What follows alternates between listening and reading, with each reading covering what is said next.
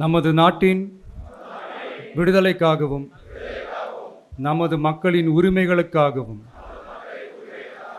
தமிழ் மண்ணில் இருந்து தீரத்துடன் போராடி உயிர் நீத்த எண்ணற்ற வீரர்களின் தியாகத்தை எப்போதும் போற்றுவேன். நமது அன்னை தமிழ் மொழியை காக்க உயிர் தியாகம் செய்த மொழிப்போர் தியாகிகளின்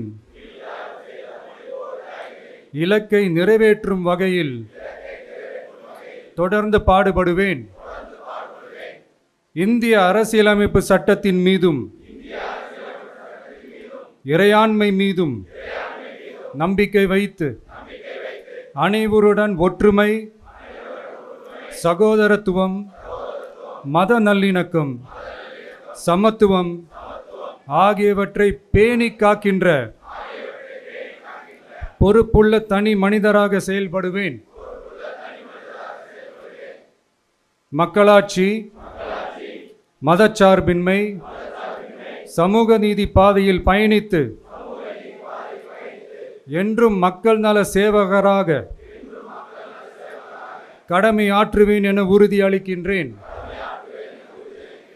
சாதி, மதம், பாலினம்,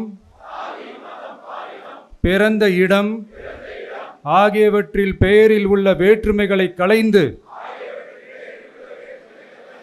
மக்களிடையே விழிப்புணர்வை ஏற்படுத்தி அனைவருக்கும் சம வாய்ப்பு, சம உரிமை கிடைக்க பாடுபடுவேன். பிறப்புக்கும் எல்லா உயிர்க்கும் என்ற சமத்துவ கொள்கையை கடைபிடிப்பேன் என்று